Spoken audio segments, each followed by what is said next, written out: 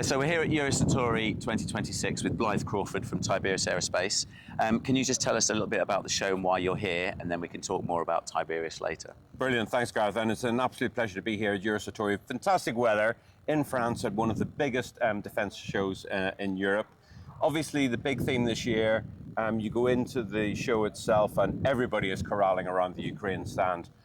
Everybody is trying to get after their concept of innovating faster, how we scale quicker, and how we do that cheaper. So, you know, the economics of warfare are really becoming a fundamental issue on the battlefield. And then aligned with that is, you know, we've been in a bit of a stalemate, as you know, for like the last year and a half or so. So how can we disrupt things in the battlefield? And for my sense, this is a perfect opportunity for Tiberius Aerospace. You know, the two pain points that they're talking about in the show today are exactly the things that Tiberius are getting after, both from a hardware and a software perspective. Brilliant. So if we talk about hardware first, can you just take us through the Tiberius journey? Because it's only 12 months ago that Tiberius Aerospace came out of stealth mode and launched Sceptre. So can you talk about Sceptre first for us, please? Yeah, absolutely. You know, and it's been, you know, an incredible year, you know, given the fact that we were in stealth, you know, pretty much a year ago. And we have gone from concept to delivery of the longest range artillery shell in the world in that time frame, which is just, quite frankly, remarkable.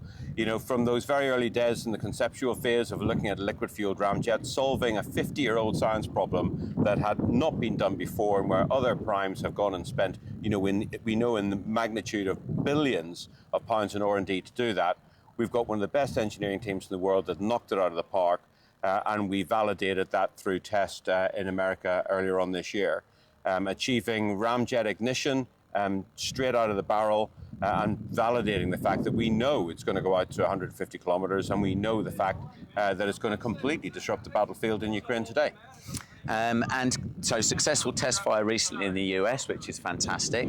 Can you talk about GRAIL and how that's helped you do that development, and then how GRAIL connects to the innovation that you were talking about earlier to defeat in the battlefield in Ukraine? Yeah, absolutely. And of course, you know, I highlighted earlier about what we're seeing in Ukraine in terms of the innovation cycles they're working to, 4 to 6 weeks for hardware, hours for software.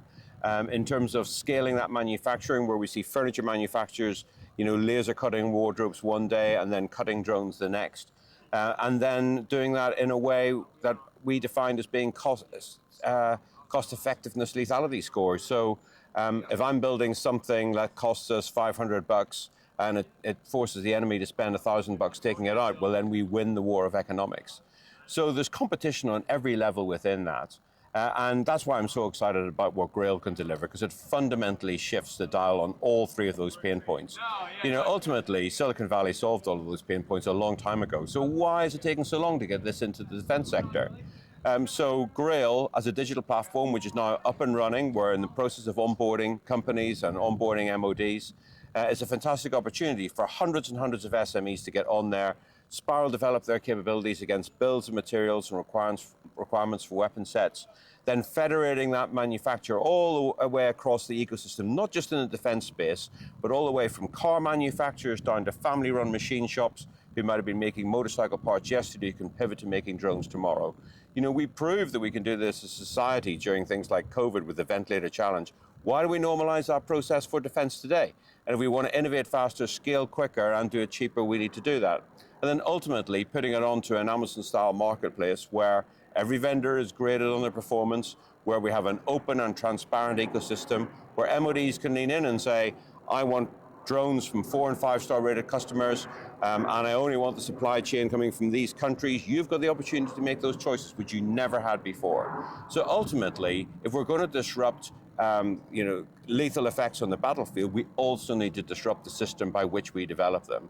And GRAIL is the ultimate marketplace and the ultimate capability development platform to be able to do that. Brilliant, Blythe. Thank you very much indeed. It's a pleasure to be here, and enjoy the sunshine.